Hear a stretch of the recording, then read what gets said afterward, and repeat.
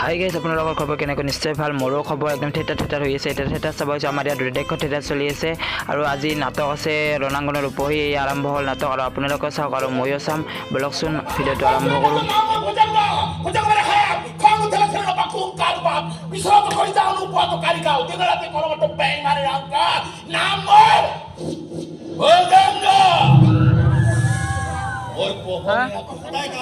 সদায় ব্ৰাছ কৰি মই একদম চাফা হৈ থাকিম কৈছো নহয় মই একেবাৰে চিকচিকা হৈ থাকিম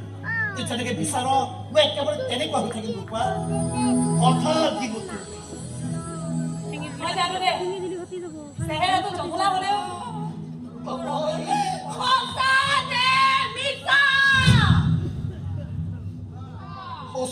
আৰু আজি ৰেডেক্ষ থেটাৰ প্ৰথম নিশাই আহিল বৰষুণ একদম পুৰা মাথাত চাল লৈ মানে উগ্ৰ মানে ময়ো পুৰা একদম জিকি টুপটুপি পাৰিলোঁ আৰু আজিৰ ভিডিঅ'টো ইমানখিনি আমাৰ লং ভিডিঅ'ত আপোনালোকে দেখা পাব